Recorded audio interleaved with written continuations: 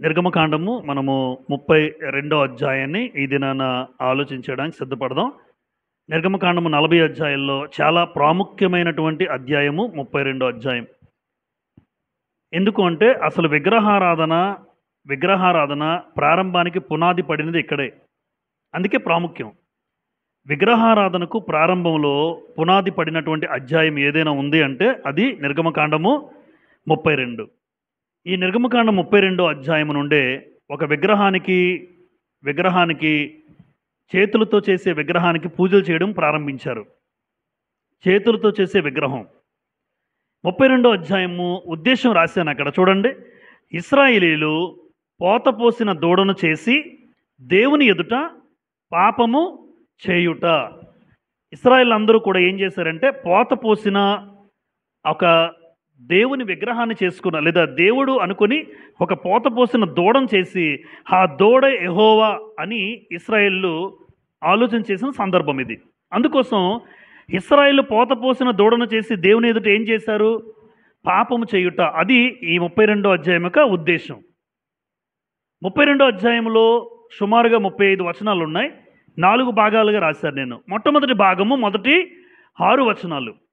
ఈ మొదటి 6 వచనాల్లో ఏమి రాస్తుందంటే ఇశ్రాయేలు పోతపోసిన దూడను చేయుట చేశారు, వాళ్ళు చేసుకున్నారు. ఆ సందర్భం ఇక్కడ 7 నుంచి 14 వచనాలలో మోషే ఇశ్రాయేలు కొరకు దేవుణ్ణి ఏం చేస్తాడంటే వేడుకుంటాడు. ఎందుకంటే ఇక్కడ కోపం దిగి వస్తుంది దేవుడిది.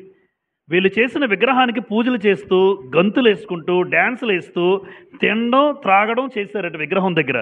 ఆ దూడ ముందు చేసేసరికి దేవుడు చూశాడు, ఇంత దౌర్భాగ్యమైన ప్రజలు నాకు వద్దు అని దేవుడు కోపం రాబోయింది.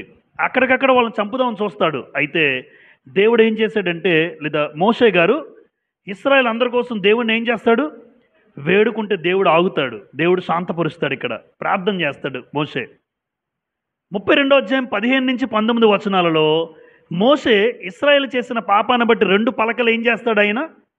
ఇక్కడేమో పాపం చేసిన వారి కోసం ప్రార్థన చేస్తే దేవుడు శిక్ష ఆగింది, ఉగ్రత ఆగింది. కానీ మోషే కూడా తట్టుకోలేక తన చేతిలో ఉన్న 2 ఆ నిబంధన పలకల్ని పగలగొట్టేస్తాడు. ఇక్కడ చివరిగా 32 అధ్యాయం 20 నుంచి 35 వచనాల్లో సుమారుగా 3,000 మందిని దేవుడు చంపుతాడు. దేవుడే చంపిస్తాడు. ఇక్కడ ఇశ్రాయిల్లో సుమారుగా 3,000 మంది చనిపోతారు లేదా చంపబడతారు. జీవగ్రంథమును గురించిన ఒక ప్రాముఖ్యమైన సందేశం ఇక్కడ ఉంటుంది. బైబిల్ గ్రంథంలో జీవగ్రంథం అనేది చాలా ప్రాముఖ్యం. ఆ జీవగ్రంథం గురించి ఈ చివరి భాగము చాలా ప్రాముఖ్యమైన భాగం. ఇది చదువుదాం. ఇప్పుడు 32 అధ్యాయం ఉద్దేశం చదివాం. పోతపోసిన దూడను ఎవరు చేశారు? ఇశ్రాయేలు. ఇది చేసినప్పుడే మీకు ఆలోచన కలగాలి. యెరోబాము ఉన్నాడు. యెరోబాము కూడా 2 దూడలు, 2 బంగారు దూడలు చేయించాడు. బేతేలు గుర్తుందా? 2 బంగారు దూడలు యెరోబాము ఇశ్రాయేల్ మొట్టమొదటి రాజు 2 దూడలు చేయిస్తాడు. అంటే ఏదైనా ఆద్యము పునాది ఎక్కడ పడిపోయింది? నిర్గమకాండము 32 అధ్యాయం మొట్టమొదటిగా విగ్రహారాధనకు ప్రాముఖ్యమైంది. ఇప్పుడు చదువుదాం. 6 వచనాలు చదువుతాం చూడండి. మోషే కొండ దిగకుండా తడువు చేయుట ప్రజలు చూచినప్పుడు ఆ ప్రజలు అహరోను వద్దకు కూడి వచ్చి, లెమ్ము, మా ముందర నడుచుటకు ఒక దేవతను మా కొరకు చేయుము. ఏమన్నారమ్మా? మా ముందర నడుచుటకు. అంటే వీళ్ళు నడిపించేది ఎవరు అనుకుంటున్నారు? వీళ్ళు దేవత. మా ముందర నడుచుటకు ఒక దేవతను మా కొరకు చెయ్యు. దేవతను కోరుకుంటున్నారు. ఆ దేవత మిమ్మల్ని నడిపిస్తుందా? ఇంతవరకు ఐగుప్తు బానిసత్వం నుంచి వీళ్ళు విడుదల దయచేసి ఈ కానాన్లోకి తీసుకెళ్ళడానికి దేవుడు ఉద్దేశించాడు. అయితే వీళ్ళు ఏం చేశారు చూడండి. ఏ దేవుడైతే మమ్మల్ని నడిపించాడో అది పక్కన పెట్టి మాకు ముందర నడిపించడానికి ఒక దేవత కావాలి. మోషే అన్న వ్యక్తి ఏమయ్యాడో తెలియదు. కొండ ఎక్కాడు ఆయన దేవుడు పిలిస్తే. ఈ లోపల కింద జరుగుతున్న తతంగం ఇది. ఇక్కడ కొండ దిగువన. కాబట్టి అహరోను వద్దకు వచ్చారట. అందరూ కలిసి మాకు ఒక దేవత కావాలి, మా కొరకు చేయుము. చూడండి 1వ వచనం చివరిలో, ఐగుప్తులో నుండి మమ్మును రప్పించిన ఆ మోషే అనువాడు ఏమాయనో మాకు తెలియదని అతనితో చెప్పిరి. ఒకసారి చూడండి. అసలు ఎందుకు వీళ్ళు దేవత చేయాలనుకున్నారు తెలుసా అమ్మా? ఎందుకు దేవతలు చేయాలనుకున్నారంటే ఐగుప్తు సహవాసంలో ఉన్నారు. ఎన్ని సంవత్సరాలు? సుమారు 430 సంవత్సరాలు. 430 సంవత్సరాలు ఉన్నటువంటి వాళ్ళు ఐగుప్తులో మీ అందరికీ చెప్పాను ఎంతమంది దేవతలు ఉన్నారో. కప్ప దేవత, నైలు నది ఒక దేవతే, ప్రతిదీ పురుగులు దేవతే. అలా ప్రతి దేవత గురించి మీరు విన్నారు నిర్గమకాండం ఒక్కొక్క చరిత్ర చెప్తున్నప్పుడు. ఇప్పుడు ఆ దేవతల నుంచి వచ్చారు కాబట్టి వీళ్ళకి కూడా ఒక ఆలోచన ఉంది, మనకు కూడా ఏంటి ఆ ఉద్దేశం అనమాట. ఎందుకు వీళ్ళు దేవత ఐడియా వచ్చిందంటే అసలు దేవత వీళ్ళు ఎక్కడున్నారు, ఎక్కువ సహవాసం ఎవరిలో ఉన్నారు, ఎవరితో ఉన్నారు? ఐగుప్తులో. ఐగుప్తు కంప్లీట్గా విగ్రహారాధన. అలాంటి దేవతలు చూసి చూసి వీళ్ళు కూడా ఏమనుకున్నారంటే మాకు దేవత కావాలి అనుకున్నారు. అందుకే వీళ్ళు ఎందుకు దేవత కోరుకున్నారు ఇశ్రాయేల్ అంటే వీళ్ళ సహవాసాన్ని బట్టి. 1 సంవత్సరం 2 సంవత్సరాలు కాదు కదా, 430 సంవత్సరాలు ఉంటే మరి వాళ్ళ ఆలోచనలు వాళ్ళ ఉద్దేశాలు ఐగుప్తు అంతా కూడా వీళ్ళ మీద ప్రభావం చూపిస్తుంది. 6 నెలలు చేస్తేనే సహవాస దోషం అంటున్నారు. 6 నెలలు చేస్తే ఆ వ్యక్తి మారిపోతాడు అంటున్నారు ఈరోజు. కొన్ని రోజులు ఆ వ్యక్తితో తిరిగితే లేని అలవాట్లు కూడా వస్తాయి, నాకు కూడా మీకు కూడా. అలాంటప్పుడు కొన్ని వందల సంవత్సరాలు ఐగుప్తులో ఉన్నప్పుడు ఐగుప్తు దేవతల యొక్క ప్రభావం ఇశ్రాయేలు మీద పడింది. అందుకే వీరికి ఆలోచన వచ్చింది, మాకు కూడా ఒక దేవత చేయవా అని అహరోను దగ్గరికి వచ్చారు. 2వ వచనం, అందుకు అహరోను మీ భార్యలకు మీ కుమారులకు మీ కుమార్తెలకు చెవులనున్న బంగారు పోగులను తీసి నా యొద్దకు తెండని వారితో చెప్పగా. అహరోను అని ఆగాలి కదమ్మా, ఏమో అహరోను ప్రధాన యాజకుడు, అహరోను ఆగాలి. ఎందుకు ఆగాలి? నిర్గమకాండం 20వ అధ్యాయం ఒక్కసారి చూడండి. నిర్గమకాండం 20వ అధ్యాయం 2వ వచనం, నీ దేవుడు నేను యెహోవాను నేనే. అమ్మ నేనే అంటే ఇంకొకరు ఉన్నారా లేరా? లేరు.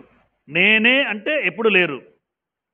నేనే దాసుల గృహమైన ఐగుప్తు దేశంలో నిన్ను వెలుపలికి రప్పించితిని, నేను తప్ప వేరొక దేవుడు నీకు, చూడండి, నేను తప్ప వేరొక దేవుడు నీకు ఉండకూడదు. పైన ఆకాశం అందే గాని కింది, భూమి అందే గాని భూమి కింద, నేల ఎందే గాని ఉండు దేని రూపమునైనను విగ్రహమునైనను నీవు చేసుకొనకూడదు. క్లియర్గా చెప్పాడు దేవుడు. అసలు విగ్రహం జోలికి ఏది మీరు చేయొద్దు, ఏ పోత పోయొద్దు, వాటికి సాగిల పడకూడదు, వాటికి పూజింపకూడదు. ఏలయనగా నీ దేవుని యెహోవానగు నేను రోషము గల. ఈ మాట ఇశ్రాయేల్ అందరికీ ఇచ్చారు. అక్కడ ఎవరున్నారు వారితో పాటు? పెద్దగా మోషే ఉన్నారు, అహరోను ఉన్నారు. మరి అహరోను ఏమన్నారమ్మా? వాస్తవానికి దేవుణ్ణి మనం చేయకూడదు. ఆలోచించండి, దేవుణ్ణి మనం చేయకూడదు, దేవుణ్ణి మనం చెయ్యలేము. పోత పోసింది ఏది దేవుడు వద్దన్నాడు, ఏ విగ్రహాన్ని వద్దన్నాడు. అసలు ఏ విగ్రహం చేసుకోకూడదంటే అహరోను మీది మీ భార్యలు మీ పిల్లలు చెవి పోగులు తీసుకురండి అంటున్నాడంటే అహరోను ఆయన కూడా ఎంత అజ్ఞానంలో ఉండిపోయారు చూడండి. దేవుడిచ్చిన ఆజ్ఞను కూడా మర్చిపోయి ఆయనే ఒక రకంగా నిలబడి చెప్పాలి. ఇక్కడ ఒక మాట రాశాను చూడండి, మనల్ని చేసిన వాడు ఎవరు? మనల్ని చేసినవాడు దేవుడు. మనం చేసినవాడు దేవుడు, గుర్తుపెట్టుకోండి. అది మనల్ని చేసినవాడు దేవుడు, కానీ మనం చేసేది దేవుడు కాదు. ఇప్పుడు శిల్పమే దేవుడైతే దానిని చేసినవాడు ఏమవ్వాలి? దానికంటే గొప్పవాడు అవ్వాలి, అవునా కదా? శిల్పము దేవుడు అనుకుంటున్నారు ఈరోజు. శిల్పమే దేవుడైతే దాన్ని చేసినవాడు ఏమవ్వాలంటే దానికంటే గొప్పవాడు అవ్వాలి. కానీ భూమి మీద దేవుని సృష్టిలో దేవుని కంటే గొప్పవాడు ఎవరు లేరు, దేవుడి కంటే గొప్పవాడు ఎవరు లేరు. అలాంటప్పుడు శిల్పము దేవుడు కాదు, ఆ శిల్పాన్ని చేసిన మనుషుడు అంతకంటే గొప్పవాడు కాదు. వాస్తవానికి మనుషుడు బలహీనుడు. వాస్తవానికి మనుషుడు ఎవరు? బలహీనుడు. ఎందుకంటే దేవుడు ఆయుష్కాలం ఇస్తే నువ్వు బతుకుతావు. అలాంటి బలహీనమైనటువంటి మనుషుడే బలహీనుడైతే మనిషి చేతులతో చేసిన శిల్పం ఇంకెంత బలహీనమైందో ఆలోచించండి. ఈరోజు మనుషులకు అర్థం కావడంలే. దేవుణ్ణి చేసేసాము, ఆ దేవుణ్ణి తయారు చేస్తారు. వాస్తవానికి ఆయన మనల్ని తయారు చేయాలి. నేను తయారు చేసిన వాడు దేవుడు ఎప్పుడూ కాడు. ఒకవేళ ఆ శిల్పమే దేవుడైతే ఖచ్చితంగా దాన్ని చేసిన వాడు ఏమవ్వాలి? దానికంటే అంతే. మరి శిల్పమే దేవుడని నువ్వు నమ్మితే దానికంటే చేసినవాడు గొప్పవాడు అవ్వాలి, కానీ చేసినవాడు బలహీనుడు. అలాంటి బలహీనుడైన మనుషుడు బలహీనుడైతే ఆయన చేసిన శిల్పం అంతకంటే బలహీనమైనది, అదేమీ చేయలేదు. మీరు ఇక్కడ కొన్ని మాటలు రాశాను, మీరు తర్వాత ఇంటికి వెళ్ళి రాసుకొని చూడండి. యెషయా గ్రంథం 44వ అధ్యాయం, కీర్తనల గ్రంథం 115వ కీర్తన, 135వ కీర్తన.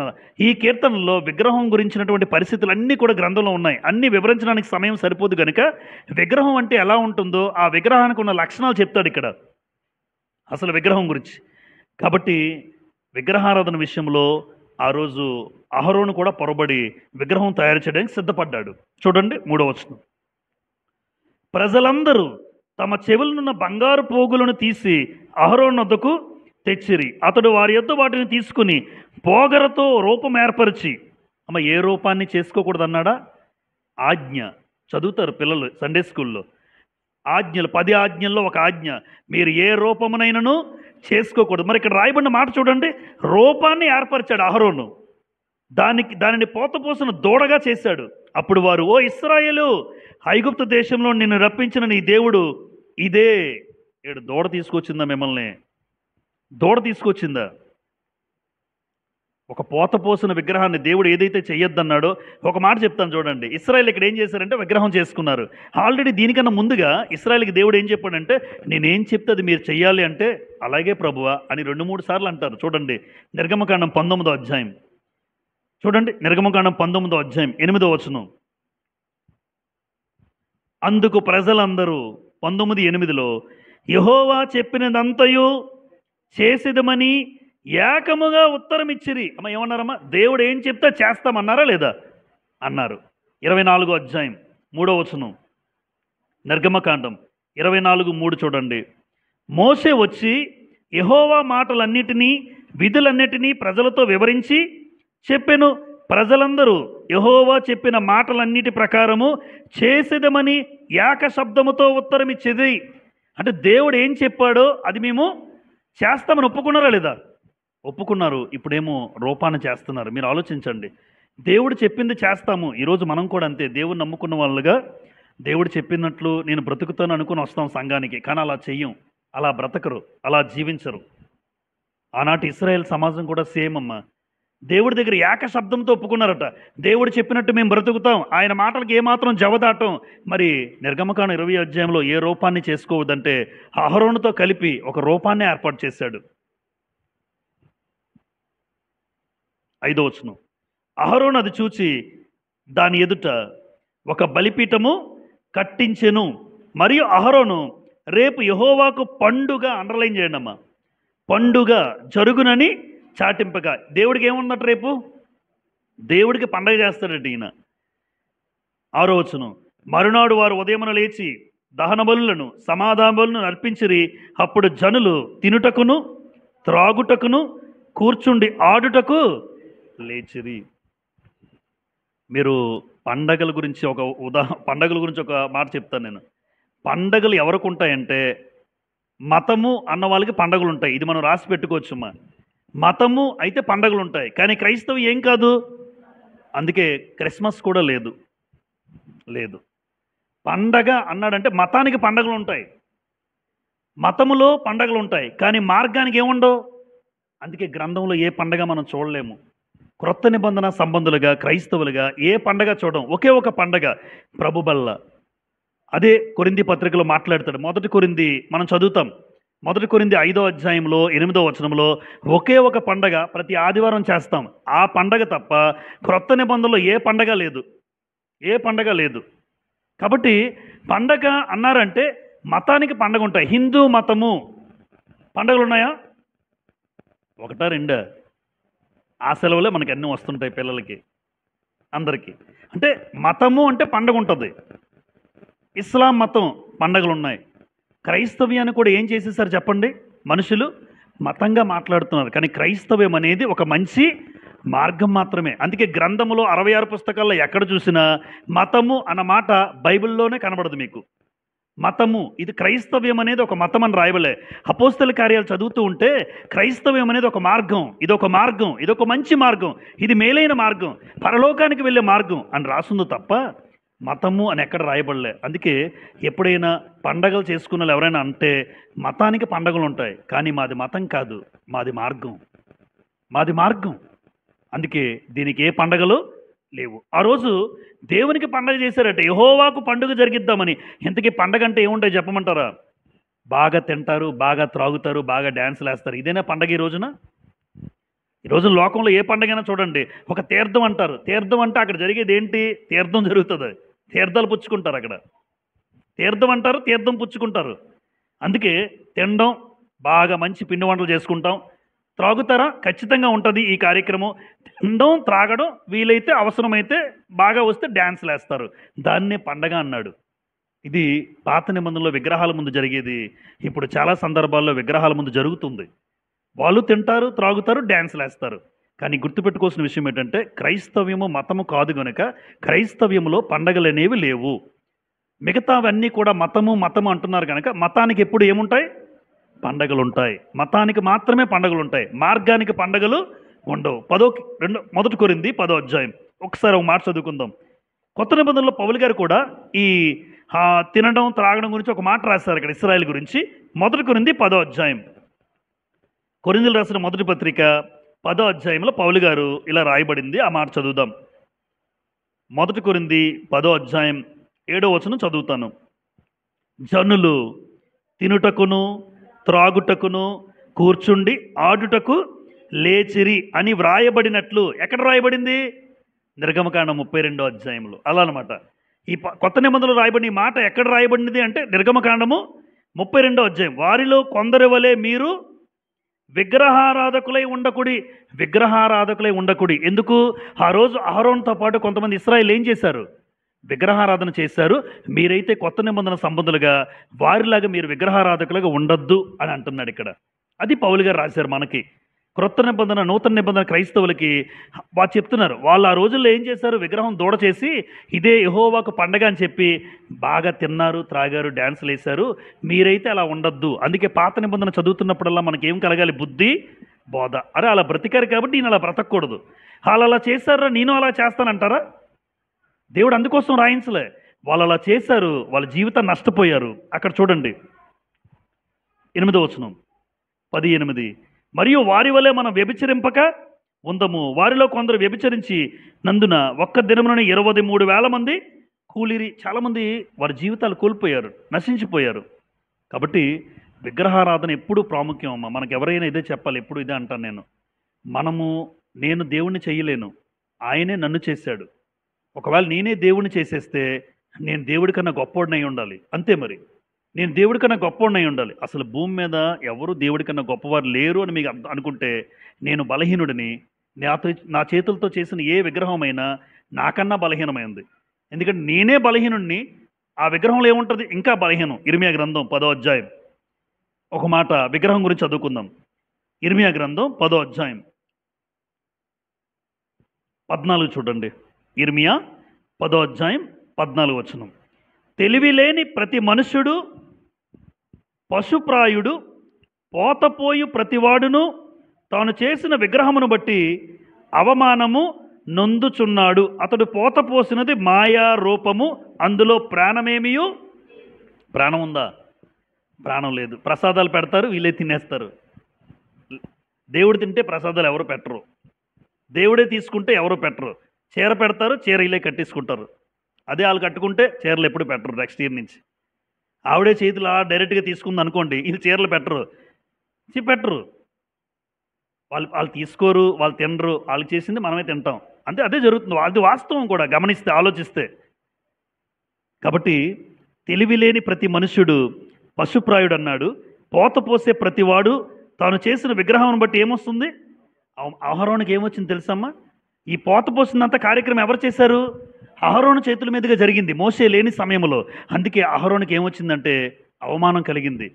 అడుగుతాడు అహరోనుకి మోసే, అన్నైనా సరే, ఏం చేసావు ఎంత ఘోరమైన పని చేసావు నువ్వేంటి? నీకు తెలుసు కదా, ఒక యాజకుడిగా దేవుడు ఆలోచన చేసి యాజకుడున్న స్థాయిలో నువ్వు ఒక మాట చెప్పాలి ఒక నాయకుడిగా, నేను లేని సమయంలో. అలాంటిది నువ్వే విగ్రహారాధనకి ప్రేరేపిస్తే ఇంకా మనుషుల పరిస్థితి ఏమవుతుంది? నిర్గమకాండం 32వ అధ్యాయం. ఒకసారి ద్వితీయోపదేశకాండం చదువుదామమ్మా, ఒక వచనం. ద్వితీయోపదేశకాండం 9వ అధ్యాయం చూడండి. ద్వితీయోపదేశకాండం 9వ అధ్యాయం 16 చదువుతాను. 9:16. నేను చూచినప్పుడు మీరు మీ దేవుడైన యెహోవా దృష్టికి పాపము చేసి ఉంటిరి. పోత దూడను చేయించుకొని యెహోవా మీకు ఆజ్ఞాపించిన త్రోవ నుండి త్వరగా తొలగిపోయి ఉంటిరి. అమ్మ ఏమన్నారు? త్వరగా తొలగిపోయారన్నారా? 20వ వచనం. 20. మరియు యెహోవా అహరోనును నశింపజేయుటకు అతని మీద బహుగా కోప్పడగా నేను అహరోనుకై అప్పుడే బ్రతిమాలుకుంటుని. మోషే గనుక లేకపోతే అహరోను ఉండరు. ఆ సమయంలో మోషే కనుక లేకపోతే, మోషే దేవుని బతిమాలకపోతే అహరోను క్యారెక్టర్ ఉండదు, క్లోజ్ అయిపోను ఆ రోజుకి. అక్కడ ఏమి చూస్తారు 20వ వచనంలో, యెహోవా అహరోనును నశింపజేయుటకు అతని మీద బహుగా కోప్పడగా. కోపం ఎవరి మీదకి వచ్చింది? అహరోను మీదకి వచ్చింది. ఎందుకంటే టార్గెట్ అహరోను, అసలు అహరోనే చేశాడు. వాళ్ళు తెచ్చారు, అమ్మ చేయకూడదు, ఏ రూపం చేయకూడదు, దేవుడు ఆజ్ఞ ఇచ్చాడు కదా అని ఒక మాట అయినా చెప్పాడా? లేదు. నీ భార్యలది, నీ పిల్లలది, ఇంకా బంగారం అంతా తీసుకొచ్చేసే, ఒక దూడ చేసేద్దాం అని చేసేసాడు. అందుకే దేవుని కోపం అహరోనుకి వస్తే మధ్యలో మోసే నిలబడి అయ్యా బతిమాలుకున్నాడట. అప్పుడు అహరోన్ని దేవుడు విడిచిపెట్టాడు. లేదంటే ఆ 32వ అధ్యాయంతోనే అహరోను చాప్టర్ క్లోజ్. కాబట్టి దేవుని దృష్టికి త్వరగా తొలగిపోయారు. అమ్మ ఇంకొక విషయం చెప్పనా? వాస్తవానికి ఆజ్ఞలు ఇప్పుడు ఇచ్చాడు తెలుసమ్మా, సుమారుగా నిర్గమకాండం 20వ అధ్యాయంలో. ఇప్పుడు ఎన్ని అధ్యాయులు అయ్యాయి? 32వ అధ్యాయం. గ్యాప్ అంతా 12 అధ్యాయాలు. సుమారుగా 40 రోజులైంది. 40 రోజులైంది. 40 రోజులు. ఎందుకు? మోసే ఆజ్ఞలు ఇచ్చిన తర్వాత సీనాయి కొండ మీదకి వెళ్తాడు కదా. ఎన్ని రోజులు ఉపవాసం ఉన్నాడు? సుమారుగా 40 to 42 రోజులు. ఈ 40 రోజుల్లో తొలగిపోయారు. అందుకే ఇక్కడ ఏమంటున్నాడు చూసారా? త్వరగా తొలగిపోయారు ఇశ్రాయేలీలు. 40 రోజుల్లోనే దేవుని మాటలు మర్చిపోయారే అని దేవుడు అంటున్నాడు. అందుకే అంత కోపం వచ్చింది. 32వ అధ్యాయం నిర్గమకాండం 32వ అధ్యాయం 7 నుంచి 14 వచనాల్లో 2వ భాగం ఏం రాశాం? మోసే ఇశ్రాయేలు కొరకు ఏం చేశాడమ్మా? దేవుణ్ణి వేడుకున్నాడు. మోసే వేడుకున్నాడు. ఎందుకు? ఇశ్రాయేలు చేసిన పనిని దేవుడు చూసినటువంటి దేవుడు, ఇదేంటి విగ్రహం దూడ చేసుకుని గెంతులేస్తూ తింటున్నారు, త్రాగుతున్నారు. దేవుని కోపం రగిలిపోయింది. 7 నుంచి 14 చదువుతాను చూడండి. కాగా యెహోవా మోసేతో ఇట్లా నేను, నీవు దిగి వెళ్ళుము. ఇదంతా కొండ మీద చూస్తున్న దేవుడు ఏమన్నారు? మోసేని ఏమన్నారమ్మా? మోసే దిగి అర్జెంటుగా వెళ్ళమన్నాడు. ఐగుప్తు దేశం నుండి నీవు రప్పించిన ఏమన్నాడు చూడండి. అక్కడ బైబిల్ చూస్తున్నారా? నీ ప్రజలు అన్నాడు. ఎవరు ప్రజలు? మోసే ప్రజలేంటి? ఆ మాట చూసారా ఎంత అద్భుతంగా రాశారో? అంటే ఇప్పుడు మోసేని మోసే విషయంలో తప్పు చూపిస్తున్నాడు కనుక దేవుడు, ఇగో నువ్వు నడిపించేవే నాయకుడిగా ఆ నీ ప్రజలు ఏమయ్యారు? చెడిపోయిరి. ఐగుప్తు దేశం నుంచి వచ్చిన నీవు రప్పించిన నీ ప్రజలు. అమ్మ నీ ప్రజలు అన్నాడా? ఇప్పుడు మోసే 11వ వచనం చూడండి. అక్కడే 11వ వచనం, మరలా బ్యాక్ వద్దాం. మోసే మాట్లాడుతున్నాడు. మోసే తన దేవుడైన యెహోవాను బ్రతిమాలుకొని, యెహోవా నీవు మహాశక్తి వలన బాహుబలం వలన ఐగుప్తు దేశంలో నుండి రప్పించిన నీ ప్రజలు అన్నాడు. మోసే ఏమంటున్నాడు? నా ప్రజలని ముందు 7లో అంటే నీ ప్రజలనయ్యా అంటున్నాడు. మళ్ళా వాళ్ళు నీ ప్రజలు ఎందుకన్నాడంటే, మోసేకి నువ్వు నడిపించింది నువ్వు కాబట్టి ఇప్పుడు వాళ్ళు చెడిపోయారు, తప్పు నీదే అంటున్నాడు. నడిపించిన నాయకుడిదే తప్పు అవుతుంది తప్పు చెప్తే. అందుకే నువ్వు ఎలా నడిపించావు? మోసే నీ ప్రజలంటే, మోసే మరలా దేవుడికి ఏమంటున్నాడంటే నా ప్రజలు కాదు నీ ప్రజలనయ్యా అని చెప్తున్నాడు. 11లో 8 చదువుదాం. నేను వారికి నియమించిన త్రోవ నుండి త్వరగా తొలగిపోయి తమ కొరకు పోతపోసిన దూడను చేసుకుని దానికి సాగిలపడి బలి నర్పించి, ఓయి ఇశ్రాయేలు, ఐగుప్తు దేశం నుండి నేను రప్పించిన నీ దేవుడు ఇదే అని చెప్పుకొని నేను. మరి యెహోవా ఇట్లనెను, నేను ఈ ప్రజలను చూచి ఉన్నాను, ఇదిగో వారు లోబడనొల్లని ప్రజలు. ప్రజలు ఎలా ఉన్నారటమ్మా? అంటే మెడవంచని ప్రజలు అంటాడు ఒక దగ్గర. లోబడనొల్లని ప్రజలంటే అసలు నా మాట వినలేని ప్రజలు. చూసారా ఎంత భయంకరంగా 40 రోజుల్లో మారిపోయారు. కేవలం 40 రోజుల్లో. ఈ ప్రజల కోసం నేను కష్టపడి వాళ్ళ ఐగుప్తు దేశం నుండి ఆ బానిసత్వంలోంచి తీసుకుని నడిపిస్తే వాళ్ళు ఎలా ఉన్నారంటే భయంకరమైన ప్రజలు. చూసారు ఎంత వ్యతిరేకంగా దేవునికి విగ్రహారాధన చేశారు. ఎందుకంటే దేవుడికి నచ్చదమ్మా విగ్రహారాధన వ్యభిచారము దేవుడికి నచ్చనివి. అవి ఎవరు చేసినా దేవుని ఉగ్రత వాళ్ళ మీదకి వచ్చేస్తూ ఉంటుంది ఖచ్చితం. ఎందుకంటే విగ్రహారాధన దేవుడు అంత కోపంగా అసహించుకున్నాడు. దేవుడు తన స్థితిని పక్కన పెట్టి దేవుడు మనల్ని చేశాడు గనుక, ఆయన తప్ప మరొక దేవుడు లేడు అని నువ్వు నమ్మావు గనుక మరలా విగ్రహారాధన వైపు నువ్వు చూస్తున్నావంటే అంతకన్నా కోపం ఏముంది దేవుడికి చెప్పండి. 9వ వచనం. మరి యెహోవా ఇట్లనెను, నేను ఈ ప్రజలను చూచి ఉన్నాను, ఇదిగో వారు లోబడినొల్లని ప్రజలు, కావున నీ ఊరకుండుము, నా కోపము వారి మీద మండును, నేను వారిని కాల్చివేసి నిన్ను గొప్ప జనముగా చేసేదనని మోసేతో చెప్పగా ఈ ఆఫర్ మీకు వస్తే ఏం చేస్తారు? కాల్చేది నిజమే, ఆడు అలాంటిదే, ఆవిడ అలాంటిదే, ఆవిడ అలాంటిదే, నేను బాగుండాలి. అక్కడ దేవుడు ఆల్రెడీ ఆఫర్ ఇచ్చారు. మీరు జాగ్రత్తగా చూస్తే 10వ వచనం చూడండి మరలా. నీవు ఊరకుండు మోషే, ఊరకుండుము, నా కోపం వారి మీద మండును, నేను వారిని కాల్చివేసి నిన్ను గొప్ప జనంగా చేస్తాను అని మోషేతో చెప్పగే స్వార్థం ఉందా లేదా మోషేకి? స్వార్థం ఉంటే కాల్చే ప్రభువా, చీల్చే ప్రభువా, నాశనం చేసే ప్రభువా, ఎందుకంటే నేను బాగుంటాను, నన్ను ఎలా చేస్తానని చెప్పాడు దేవుడు? గొప్పోడుగా చేస్తాను నిన్ను, వాళ్ళని కాల్చేస్తాను. మనమైతే నిజంగా నిజమే, అంత ఘోరంగా విగ్రహారాధన చేస్తే వాళ్ళు ఉండకూడదు, చంపే ప్రభువా, చంపేసే వాళ్ళని, తీసేసే. అంటే మోషే, అందుకే మోషేని దేవుడు ఏర్పాటు చేసుకోవడానికి, మోషే అంత మిక్కిలి సాత్వికుడు లేదా నమ్మకమైన వాడిగా దేవుడు ఎంచడానికి కారణం ఏంటంటే భూమి మీద ఉన్న వాళ్ళందరిలో మోషేకి స్వార్థం లేదు. మోషే ఎదుటివాడు కూడా బాగుండాలని కోరిక కలిగిన వాడు. ఇది క్రైస్తవులకు నేర్చుకోవాలి. నేను బాగుండాలి, నా తోటి సహోదరులు కూడా బాగుండాలి, వాళ్ళు బాగుంటే నేను బాగుంటానన్న భావన, నా నడిపించాను కాబట్టి ఆ ప్రజలు బాగుండాలి అని ఖచ్చితంగా కోరుకునేవాడండి. అందుకే నా గొప్పతనం కాదు, వాళ్ళని ఏం చేయకూడదని ఏమన్నాడు? 12వ వచనం చూడండి, లేదా 11వ వచనం. మోషే తన దేవుడైన యెహోవాను బ్రతిమాలుకుని, యెహోవా, నీవు మహాశక్తి వలన బాహుబలం వలన ఐగుప్తు దేశం నుండి రప్పించిన నీ ప్రజల మీద నీ కోపము మండనేలా, ఆయన కొండల్లో వారిని చంపినట్లు, భూమి మీద నుండి వారిని నశింపజేయనట్లు, కీడు కొరకే వారిని తీసుకుని పోయినని ఐగుప్తీయులు ఎలా చెప్పుకునవలను. ఇప్పుడు ఐగుప్తీయులు ఏమంటారమ్మా? మరి అమ్మా నిజంగా దేవుడికి జ్ఞాపకం చేస్తున్నాడు ఏంటి ఈయన? మోషే ఒక రకంగా దేవుడు కోపం వచ్చింది, నువ్వు ఊరుకో అన్నాడు, నేను చంపేస్తాను, కాల్చేస్తాను అన్నాడు. అలా కాదు ప్రభువా, దేవుడికి చెప్తున్నాడు. ఇప్పుడు ఎక్కడి నుంచి తీసుకొచ్చారు? ఐగుప్తులోంచి తీసుకొచ్చావు. ఐగుప్తుల నుంచి ఏం చెప్పావు? నిజంగా గొప్ప దేవుడు అని నమ్మి తీసుకొచ్చావు. ఇప్పుడు ఇక్కడ చంపేస్తే ఐగుప్తులు ఏమనుకుంటాను నిన్ను? అరే దేవుడు తీసుకెళ్ళాడు పెద్ద గొప్పగా, ఎగోరా చంపేశాడు, కాల్చేశాడు అని నిన్ను తప్పుగా అనుకుంటారు. నిన్ను దేవుడిగా పరిగణించరు, నీ శక్తి తెలియదు వాళ్ళకి. అలాంటప్పుడు నువ్వు తీసుకొచ్చి చంపేస్తే దయచేసి అలా చెయ్యొద్దు అంటే దేవుడికి చెప్తున్నాడు ఒక రకంగా సూచన. చూడండి మరలా, ఆయన కొండల్లో వారిని చంపునట్లు, భూమి మీద నుండి వారిని నశింపజేయనట్లు, కీడు కొరకే వారిని తీసుకుని పోయిన ఐగుప్తీయులు ఎలా చెప్పుకొనవలను? నీ కోపాగ్ని నుండి మల్లుకొని నీవు నీ ప్రజలకు ఈ కీడు చేయక దాని గురించి సంతాపపడుము. మళ్ళా చెప్తున్నాడు 13లో, నీ సేవకులైన అబ్రహామును, ఇస్సాకును, ఇశ్రాయేలును జ్ఞాపకము చేసుకునుము. మళ్ళా దేవుడికి జ్ఞాపకం చేస్తున్నాడు. ఎవరు? ఎందుకు? అబ్రహాంకి ఏం చెప్పావయ్యా? విస్తారమైన అంటే ఇసుక రేణువులంతా అన్నావు, ఆకాశ నక్షత్రాలు అన్నావు, మరి ఇప్పుడు ఇశ్రాయేలుని చంపేస్తే ఎవరు మిగులుతారు?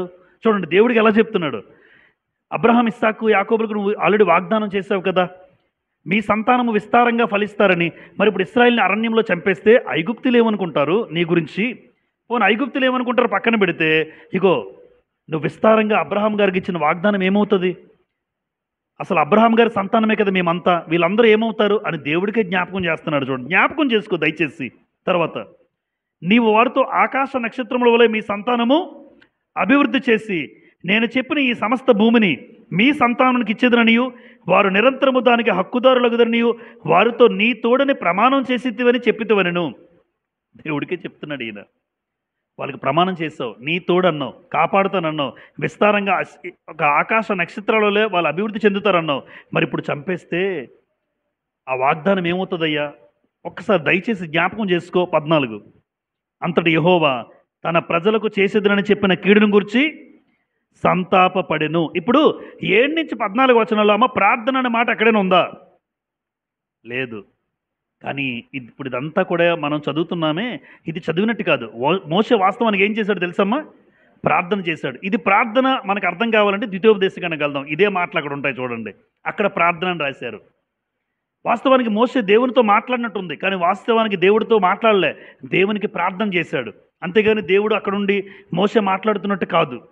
మోషే ఇదంతా కూడా ప్రార్థన చేశాడు. చూడండి ద్వితీయోపదేశకాండం 9వ అధ్యాయం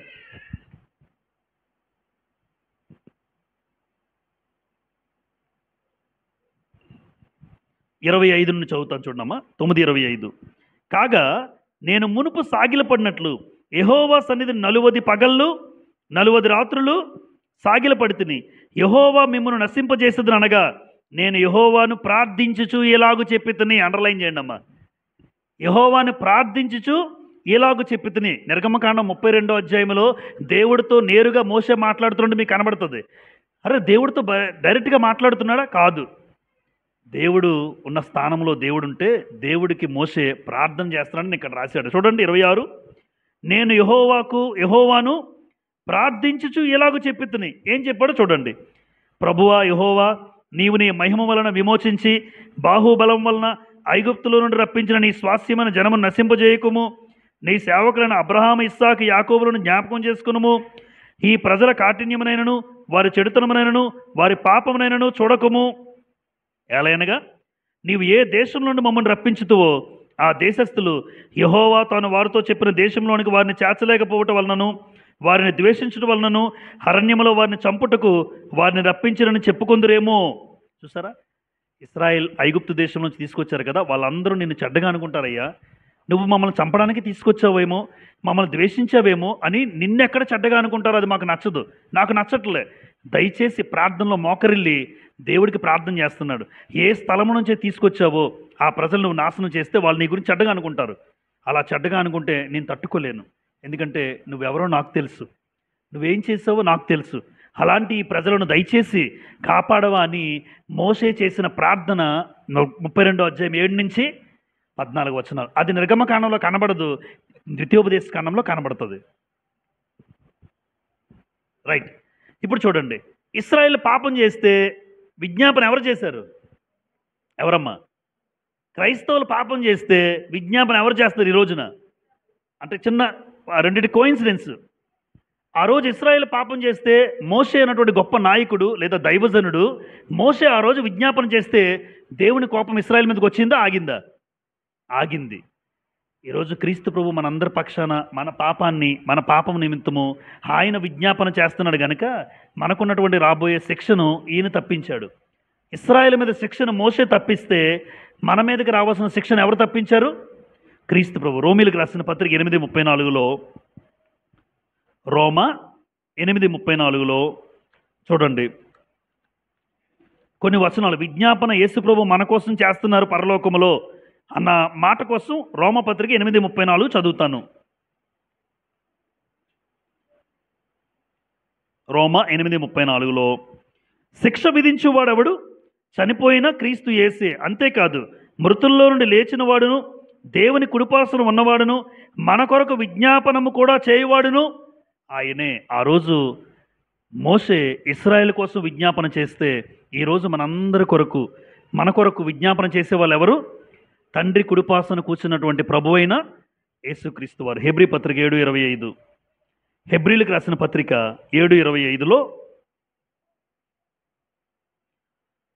ఈయన తన ద్వారా దేవుని వద్దకు వచ్చి వారి పక్షమున విజ్ఞాపనము చేయుటకు నిరంతరము జీవించుచున్నాడు. ఎవరు ఆయన?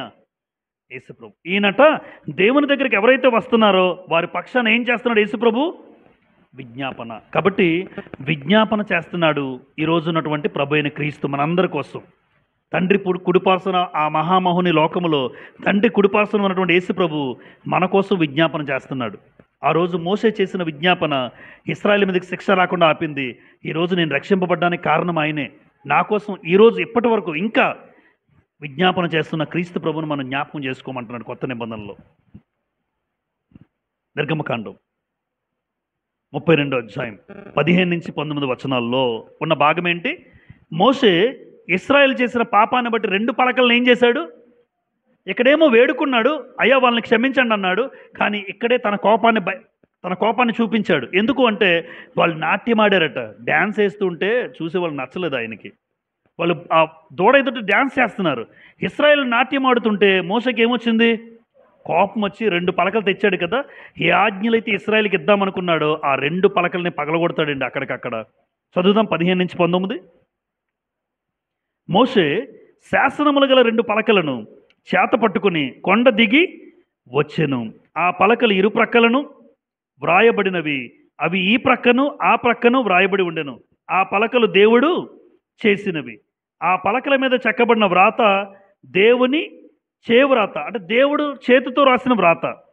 ఆ ప్రజలు పెద్ద కేకలు వేయిచుండగా యెహోషువ ఆ ధ్వని విని పాలెములో యుద్ధ ధ్వని అని మోషేతో అనగా అతడు అది జయధ్వని కాదు, అపజయ ధ్వని కాదు, సంగీత ధ్వని నాకు వినబడుచున్నదనెను.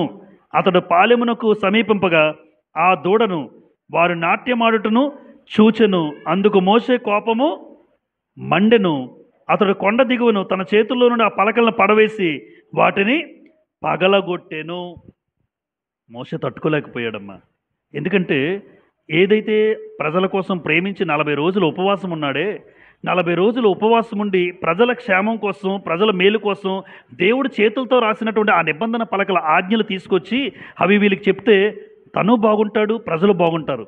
ప్రజల క్షేమాన్ని కోరాడు. ఎక్కడ కూడా చూడండి, ప్రజలు చచ్చిపోతే, ప్రజలు కాలిపోతే చూసి ఆనందపడేవాడు కాదు. ఈరోజు ఉన్న ప్రజలు ఎలా ఉంటారు? ఒక కుటుంబం పడిపోతే ఎంత ఆనందమో మనుషులకి. ఆ కుటుంబంలో ఎవరికి ఉద్యోగం రాకపోతే అమ్మయ్య, ఎందుకంటే రాకూడదు.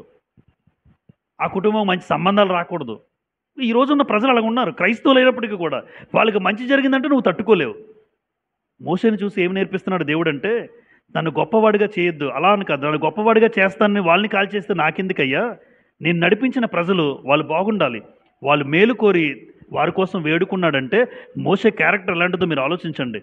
అంత గొప్ప క్యారెక్టర్, అంత గొప్ప ఉన్నతమైన వ్యక్తిత్వం కలిగిన వాడు మోషే. ఈ రోజున్న మనుషుల్లో ఉంటే వాళ్ళు ఏమైపోతే నాకేంటి, నేను బాగున్నాను కదా అనుకునే మనస్తత్వాలు ఈరోజు మనవే. కానీ మోషే అలాంటి వాడు కాడు. అప్పుడు ఆ పలకల విషయంలో ఆ ప్రజలు కేకలు వేస్తుంటే అక్కడ ఏమనబడిందటమ్మా, 2 పలకలను ఏం చేశాడు ఈయన? పగలగొట్టేశాడు. ద్వితీయోపదేశకాండం 9వ అధ్యాయం ఒక మాట చదువుకుందాం అక్కడికి వెళ్ళి. ద్వితీయోపదేశకాండం 9వ అధ్యాయం, ద్వితీయోపదేశకాండము 9వ అధ్యాయం 17 చూడండి. 17 అప్పుడు నేను ఆ 2 పలకలను పట్టుకొని నా 2 చేతుల్లో నుండి మీ కన్నులెదుట వాటిని క్రింద పడవేసి పగలగొట్టి మీరు యెహోవా దృష్టికి ఆ చెడు నడత నడిచి చేసిన మీ సమస్త పాపముల వలన ఆయనకు కోపం పుట్టింపగా అన్నాడు. అందుకే ఆ కోపం తట్టుకోలేక 2 పలకలు పగలగొట్టేశాడు. ఇప్పుడు ఆ 2 పలకల్లో ఏమున్నాయమ్మా? దేవుని యొక్క ఆజ్ఞలు. ఎందుకంటే నిబంధన పలకల్లో దేవుని ఆజ్ఞలు ఉన్నాయి. వాస్తవానికి ఆయన ఆజ్ఞల్లో ఏముందని రాస్తున్నాడు గ్రంథంలో ఏముంది తెలుసమ్మా? ఆయన ఆజ్ఞలు ఏమంటాడు? ఆయన ఆజ్ఞలు సంతోషం, ఆయన ఆజ్ఞలు లాభము అని గ్రంథంలో రాస్తుంది. మీరు చూస్తే 119వ కీర్తన, 119వ కీర్తన, 119వ కీర్తన 143 చూడండి. 143 శ్రమయు వేదనయు నన్ను పట్టి ఉన్నవి, అయినను నీ ఆజ్ఞలు నాకు సంతోషము కలుగజేయుచున్నవి. అమ్మ, ఆజ్ఞలు ఏం చేస్తున్నాయి మనుషులకి? నిజం. మీరు నమ్మితే నమ్మినా నమ్మకపోయినా దేవుని ఆజ్ఞలు పాటించేవాడికి ఒక రోజున సంతోషమే కలుగుతుంది. దేవుని ఆజ్ఞలు పాటించిన వాడికి ఒకరోజు ఏడుస్తాడు. దేవుని ఆజ్ఞలు పాటించేవాడికి సంతోషమే. ఎందుకంటే ఆయన మాట, నీ ఆజ్ఞలు నాకు సంతోషము కలుగజేయుచున్నావు. ఈ రోజు నీకు కష్టం అనిపించవచ్చు, ఆజ్ఞను పాటిస్తూ ఉంటే నీకు కష్టం అనిపించవచ్చు. ఈ రోజున నువ్వు అన్నీ నష్టపోవచ్చు, అన్నీ నీకు ప్రతికూలంగా జరగచ్చు. కానీ ఒక రోజు ఉందే, నువ్వు పాటించే ప్రతి ఆజ్ఞ నీకు సంతోషం కలుగజేస్తుంది. ఈరోజు దుఃఖం, బాధ, వేదన, ఇబ్బంది, ఇరుకే. కానీ ఈ ఆజ్ఞలు పాటిస్తే ఒకరోజు నీకు సంతోషం కలుగుతుంది. సామెతల గ్రంథం 13:13, సామెతల గ్రంథం 13:13 చూడండి.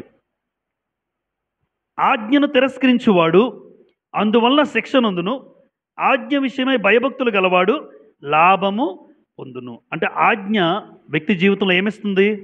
నువ్వు లాభం పొందుకుంటావు. అయితే ఆ లాభం భౌతికంగా కనబడదు. ఈ రోజున నేను ఆజ్ఞను పాటిస్తున్నానంటే భౌతికంగా కనబడదు. అమ్మ, నిజంగా నోవాహు జీవితంలో ఆజ్ఞను పాటించాడా లేదా? పాటించిన నోవాహు ఆజ్ఞ యావత్తు, అంటే దేవుడు చెప్పిందో చెప్పినట్లు చేశాడు.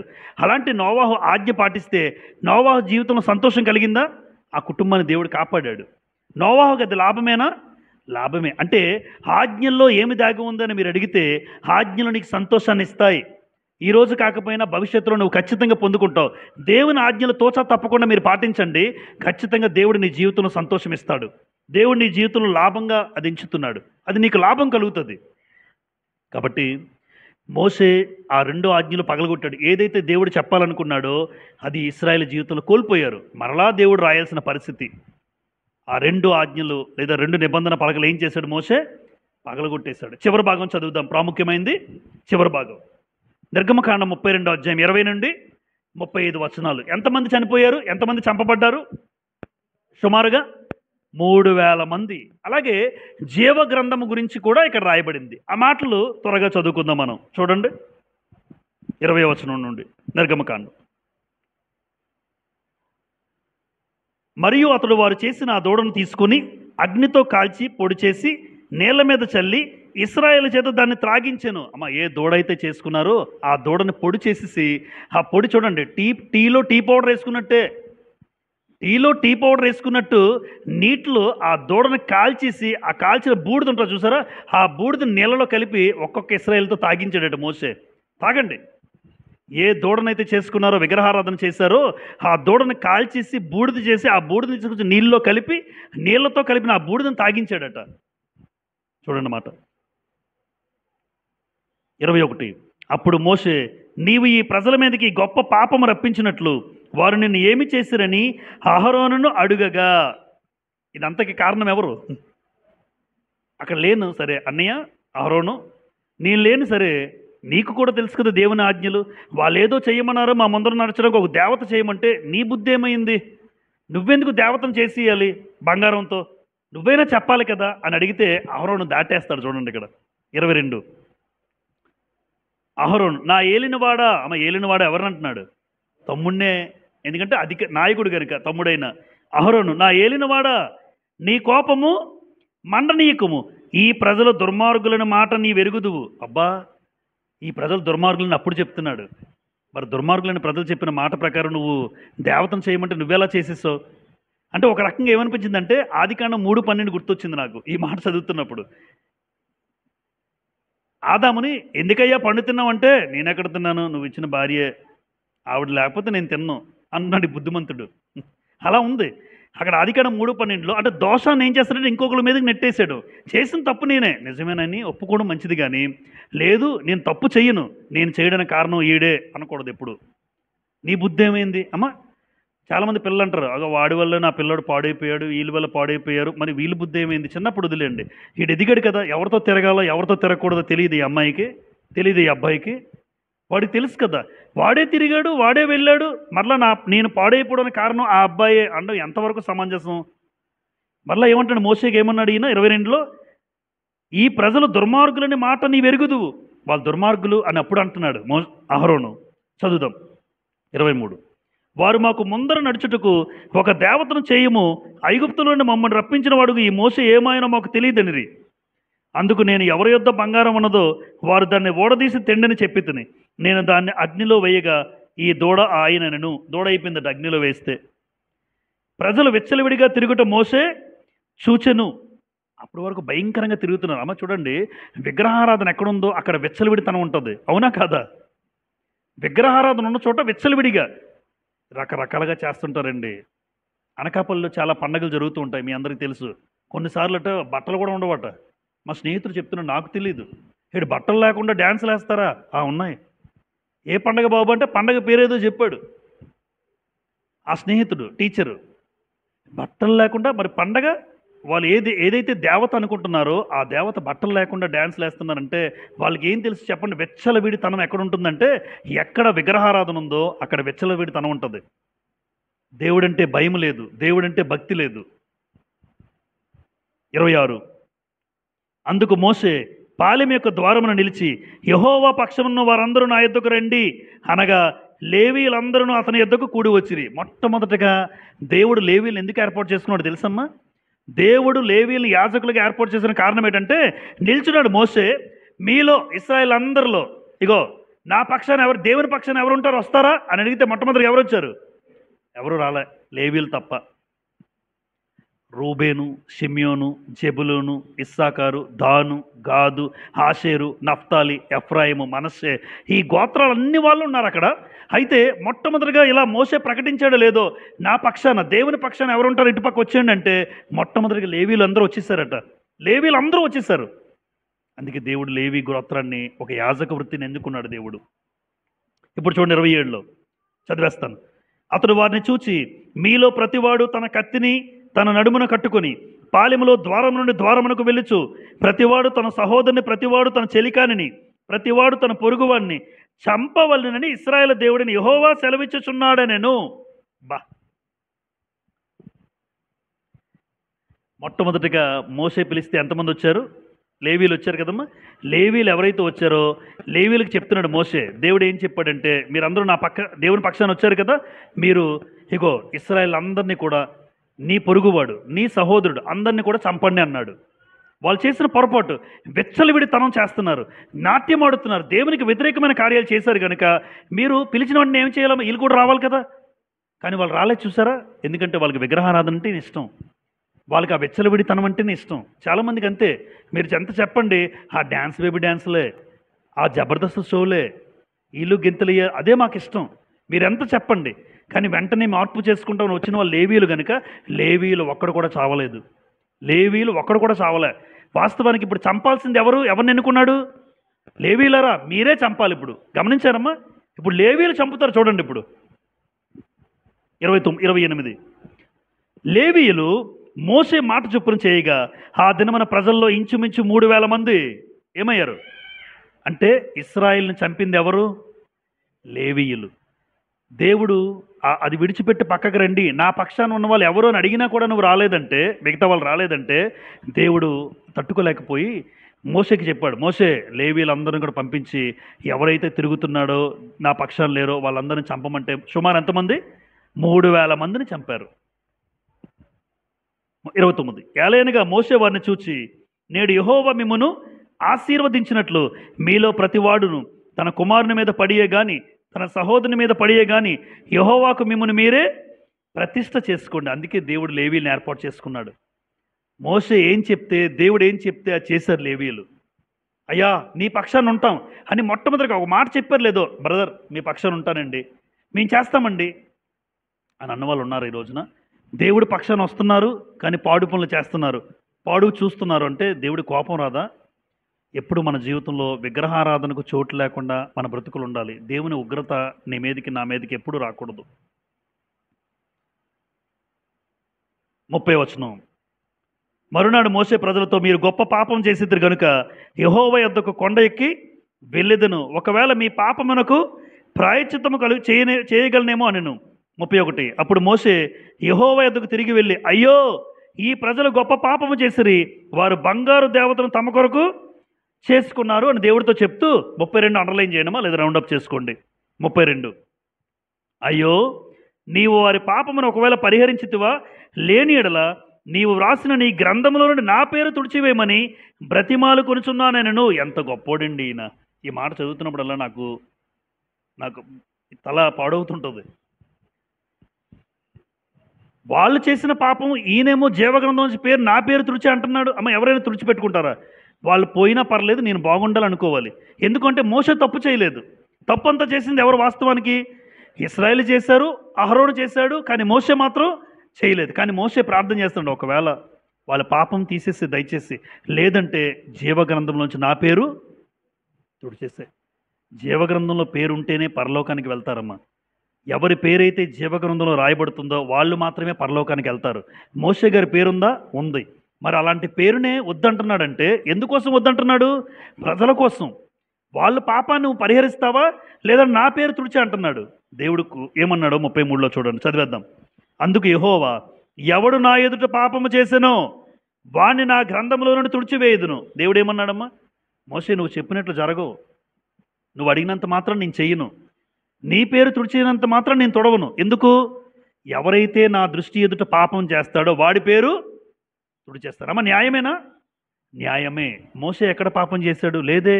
చాలా కష్టపడ్డాడు, స్వార్థం లేనివాడు, ప్రజలను ప్రేమించినవాడు, వాళ్ళ క్షేమాన్ని కోరుకునేవాడు. అలాంటి మోసే వాళ్ళ కోసం నా పేరు తుడిచి అంటున్నాడంటే అంత గొప్ప మహనీయుడు, మహానాయకుడు మరొకడు ఉండడు. జీవగ్రంథంలో పేరు లేకపోలేదంటే తుడిచేమన్నాడంటే అర్థం ఏంటంటే మోసే ఎక్కడికి వెళ్తాడో తెలుసా? నరకానికి వెళ్తారు. వాస్తవానికి వెళ్ళే పరిస్థితి. తుడిచేమన్నాడు కనుక అంత పరిస్థితిని కోరుకున్నాడంటే నరకం అంటే మామూలు కాదు కదా. ప్రజల కోసం ఆలోచించాడంటే ఎంత గొప్ప నాయకుడండి. ఇప్పుడు కొన్ని వచనాలను మనం చదువుకుందాం. జీవగ్రంథం గురించి కొన్ని వచనాలు చదువు ముగించుకుందాం. క్షమించండి. పాపము చేసిన వారి పేరు ఏమన్నారు దేవుడు? పాపము చేసిన వాని పేరు తుడిచివేయబడును. నీతిమంతుల పట్టి, నీతిమంతుల పట్టి అన్నా జీవగ్రంథం అన్నా ఒకటే. 69వ కీర్తన మీరు చదవగలరా? చూడండి, 69వ కీర్తన 28 చదువుదాం. కొన్ని వచనాలు త్వరగా చూసేద్దాం. 69వ కీర్తన 28వ వచనంలో, జీవగ్రంథములో నుండి వారి పేరును తుడుపు పెట్టుము, నీతిమంతుల పట్టీలో వారి పేరులు. అంటే జీవగ్రంథం అన్నా నీతిమంతుల పట్టీ అన్నా ఒకటే. ఇప్పుడు నీతిమంతుల పట్టీ జీవగ్రంథంలో ఎవరి పేరుంటే వాళ్ళు పరలోకానికి వెళ్తారు. ఈ విషయం తెలిసినటువంటి యేసుప్రభు కాలం నాటి శిష్యులు జీవగ్రంథంలో పేరు గురించి ఆలోచించకుండా దయ్యాలు లోబడుతున్నాయని యేసుప్రభు శిష్యులు ఏం చేశారు తెలుసా? ఆనందపడిపోతున్నారట. లూకాసు వార్త 10వ అధ్యాయం చూడండి, యేసుప్రభు ఏమని చెప్తారు? లూకాసు వార్త 10వ అధ్యాయం, ఒక 5 నిమిషాలు. లూకాసు వార్త 10వ అధ్యాయం 20వ వచనం. అయినను దయ్యములు మీకు లోబడుచున్నామని సంతోషింపక మీ పేర్లు పరలోకమందు వ్రాయబడి ఉన్నవని సంతోషించుడని వారితో చెప్పాను. ఇప్పుడు పేర్లు ఎక్కడ రాయబడితే సంతోషపడాలి? శిష్యులతో చెప్తున్నారు. వీళ్ళేమో దయ్యాలు వెళ్ళిపోతుంటే ఆనందపడుతున్నారు. భూమి మీద దయ్యాలు వెళ్ళిపోతుంటే, అరే బాబు దయ్యాల గురించి కాదు, మీ పేర్లు ఎక్కడ రాయబడ్డాయి? మీ పేర్లు పరలోకమందు రాయబడి ఆనందించండి అంటున్నాడు యేసుప్రభు వారు. ప్రకటన గ్రంథము 13వ అధ్యాయం. ప్రకటన గ్రంథము 13వ అధ్యాయం 8వ వచనం చూడండి. భూనివాసులందరూ అనగా జగదుత్పత్తి మొదలుకొని వధింపబడిన గొర్రెపిల్ల యొక్క జీవగ్రంథమందు ఎవరి పేరు వ్రాయబడలేదో అన్నాడు. అంటే జీవగ్రంథంలో జగదుత్పత్తి అంటే ఎప్పుడు? ఈ సృష్టి ప్రారంభం నుంచి ఎవరైతే ఉన్నారో దేవుని నమ్ముకొని వారి పేర్లన్నీ కూడా జీవగ్రంథంలో ఉన్నాయి. ఎప్పుడు? సృష్టి ప్రారంభం నుండి. కాబట్టి జగదుత్పత్తి మొదలుకొని గొర్రెపిల్ల యొక్క జీవగ్రంథమందు ఎవరి పేరు వ్రాయబడలేదు అంటే పేరు వ్రాయబడిందా లేదా? బాప్తిజం ఏ రోజైతే మీరు పొందుకుంటారో, ఏ రోజైతే క్రీస్తు ప్రభు రక్తంలో కడగబడతారో ఆ రోజు నీ పేరు నా పేరు వ్రాయబడుతుంది. అయితే రాసిన పేరు దేవుడు తుడిచేయకుండా జాగ్రత్త పడాలి. తుడిచివేసే అవకాశం ఉందా? ఉంది. తుడిచివేసే అవకాశం ఉంది కనుక నీ పేరు నా పేరు తుడవకుండా చాలా జాగ్రత్తగా బ్రతకాలి ఈ భూమి మీద. ఎవరైతే నా ఎదుట పాపం చేస్తాడో వాడి పేరు ఏమన్నాడు దేవుడు? తుడిచేస్తాను. పాపం చేసిన వాడు తుడిచేస్తానంటే ఈరోజు ఎంతమంది పేర్లు లేవు తెలుసమ్మా? సంఘానికి వచ్చిన వాళ్ళు చాలామంది పేర్లు ఉండవు. వాళ్ళు ఏదో ఈజీగా ఆషామాషిగా అనుకుంటే నేనేం చేయలేను. కానీ సంఘానికి వచ్చి క్రమంగా వెళ్తున్న వాళ్ళ పేర్లు కూడా ఉండలేదంటే దేవుడి దృష్టిలో పాపం చేస్తూ ఉంటే నీ పేరు ఉండదు, నా పేరు ఉండదు. అంటే ఎంత జాగ్రత్తగా బ్రతకాలో ఆలోచించండి మీరే. ప్రకటన 20వ అధ్యాయం 15వ వచనం చూడండి. చివరిగా 2 వచనాలు. ప్రకటన 20వ అధ్యాయం 15వ వచనం. ఎవని పేరైనను జీవగ్రంథమందు వ్రాయబడినట్టు కనబడని ఎడల వాడు పేరు లేకపోతే ఎక్కడికి వెళ్తాడు? అగ్నిగుండము అంటే నరకము, నిత్య నరకం. కాబట్టి ఎవని పేరైనా జీవగ్రంథమందు వ్రాయబడినట్టు కనబడకపోతే వాడు అగ్నిగుండంలోకి వెళ్తాడు. అందుకే ఎవరి పేరు తుడిచేస్తావయ్యా అంటే ఎవరైతే నా ఎదుట పాపం చేస్తూ బ్రతుకుతున్నారో వాళ్ళ పేరు నేను తుడిచేస్తాను. ఎవరైతే పాపం చేయకుండా తను భద్రం చేసుకుంటాడో వాళ్ళ పేరు ఉంచుతాను. కాబట్టి రక్షణ పొందినంత మాత్రాన జీవగ్రంథంలో నీ పేరు ఉంటుందని గ్యారంటీ లేదు. నువ్వు పొందుకున్న రక్షణను భయముతోనూ వణుకుతోనూ కొనసాగిస్తే నీ పేరు ఉంచే అవకాశం ఉంది. ఫిలిప్పీలకు రాసిన పత్రిక చదువుకొని మనము ప్రార్థన చేసుకుందాం. ఫిలిప్పీలకు రాసిన పత్రిక 4వ అధ్యాయం. ఫిలిప్పీ 4వ అధ్యాయం. అక్కడ సహకారుల గురించి మాట్లాడుతూ వాళ్ళ పేర్ల గురించి రాయబడ్డాయని రాస్తాడు. అక్కడ ఫిలిప్పీ 4వ అధ్యాయం 2వ వచనం చదువుతాను. ప్రభువునందు ఏకమనస్సు గలవారై ఉండుడని యువదియను సుంటుకేను బతిమాలు కూర్చున్నాను. అవును, నిజమైన సహకారి ఆ స్త్రీలు క్లెమెంతుతోనూ నా ఇతర సహకారులతోనూ సువార్త పనిలో నాతో కూడా ప్రయాసపడిన వారు, వారికి సహాయం చేయమని నేను వేడుకొనుచున్నాను. ఆ సహకారుల పేర్లు జీవగ్రంథమందు వ్రాయబడి ఉన్నవి అన్నాడు. దేవుని కోసం పనిచేస్తున్న మనుషులు, ఆ దేవుని కోసం పనిచేస్తున్న వ్యక్తికి సహకరించే వాళ్ళు, ఆ సహకారుల పేర్లు జీవగ్రంథంలో దేవుడు రాయిస్తాడు. అసలు దేవుడి పని అంటే తెలియని వాళ్ళు ఉంటారు సంఘానికి వచ్చి. అందుకే నన్ను మొన్న ఎప్పుడు చెప్పాను, సంఘానికి వచ్చి వెళ్ళిపోయారు అంతే. నేనేం చేయగలను ఎప్పుడైనా ఆలోచించారా? దేవుడు నాకు ఇచ్చిన తలాంతులు దేవుడి కోసం వాడుతున్నాను ఎవరైనా అనుకున్నారా? నాకు దేవుడు ఏ టాలెంట్ ఇచ్చాడో, చెప్పాను అక్కడ కూడా. కుర్చీలు వేయడం పెద్ద టాలెంట్ ఏంటి? ఎవరైనా వేయగలరు కానీ వేయరు. తొడవడం పెద్ద టాలెంట్ కాదు, ఎవరైనా తొడవగలరు కానీ తొడవరు. తుడిచే వాళ్ళే తుడుతారు, ఎత్తే వాళ్ళే ఎత్తుతారు, చేసే వాళ్ళే చేస్తారు. అయితే ఒకటి, దేవుడు జీవగ్రంథంలో పేరు ఉండాలి అంటే సహకారుల పేర్లు అన్నాడు. చూడండి అక్కడ ఏమన్నారు? సువార్త పనిలో నాతో కూడా ప్రయాసపడ్డారు. దేవుని కోసం ప్రయాస పడితేనే నీ పేరు జీవగ్రంథంలో ఉంటుంది. అలా దేవుని కోసం కార్యక్రమాల్లో ప్రయాసపడిన వారు, ఆ ప్రయాసపడినటువంటి ఆ వ్యక్తికి నేను ఒక సహకారిగా ఉండాలి అని సంఘంలో మీరు అనుకోగలిగితే, బాగా చేస్తున్నామా ఆ బ్రదర్కి నేను సహకారం అందిస్తాను. నేను సహకారం అందిస్తే ఆ బ్రదర్తో పాటు నా పేరు కూడా దేవుడి గ్రంథంలో రాస్తారు. ఆ సిస్టర్తో పాటు నా పేరు కూడా గ్రంథంలో రాస్తారు. అంతేగాని ఎవరో చేసుకుంటారులే, ఏదో చేసుకుంటారులే అని మనం వెళ్ళిపోతే, నా వంతు నేను ఏదైనా దేవునికి చేయగలిగే పరిస్థితి మనకు ఉండాలి. అలాంటి పని చేసినప్పుడు చూసారా, అక్కడ సేవకుల పేర్లు అనలే, సహకారుల పేర్లు కూడా ఎక్కడ రాయబడ్డాయి? జీవగ్రంథం. చివరిగా నిర్గమకాండ 32వ అధ్యాయంకి వచ్చేద్దాం. నిర్గమకాండ 32వ అధ్యాయం. అందుకు యెహోవా 33లో, ఎవడు నా ఎదుట పాపము చేసినో వాడు నా గ్రంథముల నుండి తుడిచివేయుదును. కాబట్టి నీవు వెళ్ళి నేను నీతో చెప్పిన చోటికి ప్రజలను నడిపించుము. ఇదిగో నా దూత నీకు ముందుగా వెళ్ళును. నేను వచ్చు దినమున వారి పాపమును వారి మీదకి రప్పించదునని మోషేతో చెప్పెను. అహరోను కల్పించిన దూడను ప్రజలు చేయించినందున యెహోవా వారిని బాధ పెట్టెను. ఇంతకీ ప్రజలకు ఎందుకు బాధ కలిగింది? దూడను చేసుకోవడం వల్ల. విగ్రహారాధన చేస్తే బాధలు కలుగుతాయి. బాధ కోరుండి తెచ్చుకుంటాం మనం. కోరుండి విగ్రహారాధన దూడను చేశారు కాబట్టి యెహోవా దేవుడు వారికి ఏం కలుగు చేశాడని రాస్తుంది? బాధ. అలాంటి బాధలు మన మీద తెచ్చుకోకుండా, ఏ విగ్రహారాధనకు అవకాశం లేకుండా దేవుడు ఏదైతే చెప్పాడో అలా చేయడం మనకి క్షేమం, అది మనకు లాభం. కాబట్టి ఈ 32వ అధ్యాయంలో ఇశ్రాయేలు విగ్రహారాధనకు పునాది వేశారు. ఈ పునాదే చాలా అధ్యాయాల్లో విగ్రహారాధనకు దారి చూపించింది. కాబట్టి వాళ్ళు చేసిన విగ్రహారాధన మనం చేయకుండా ఉండాలి. అలాగే ఆ రోజు మోషే వేడుకున్నాడు, ఈరోజు మనందరి కోసం యేసుప్రభు వేడుకుంటున్నాడు. మనందరి కోసం ఆయన విజ్ఞాపన చేస్తున్నాడు. ఎప్పుడు బ్రతుకులో విగ్రహారాధన, వ్యభిచారము అన్నవి ఎప్పుడూ రాకూడదు. అలా రాకుండా ఉండాలి. అలాగే దేవుడు ఆజ్ఞ విషయంలో సంతోషం అన్నాడు నీ జీవితంలో, అదే నీకు లాభం అన్నాడు. కాబట్టి దయచేసి తండ్రి, నువ్వు ఇచ్చిన ఆజ్ఞలను తోచా తప్పకుండా నేను పాటిస్తాను అని ఒక తీర్మానం చేసుకుని ఇక్కడి నుంచి వెళ్దాం. జీవగ్రంథమందు పేరు లేకపోతే నువ్వు ఎన్నిసార్లు సంఘానికి వచ్చినా ఉపయోగం లేదు. ఎప్పుడు జీవగ్రంథంలో పేరు తుడిచేస్తాడు? ఎవడు నా ఎదుట పాపము చేసినో వాడి పేరు తుడిచేస్తాడు. అందుకే ఇది తెలిసినా కూడా మనుషుల్లో భయం రాకపోతే దేవుడు ఏం చేయలేరు, నేను ఏం చేయలేను. మనిషి ఎదుట భయం ఉండాలి. నేను పాపం చేస్తే నా పేరు తుడిచేస్తాడు, గ్యారంటీ. కాబట్టి మోషే వ్యక్తిత్వం చూసాం.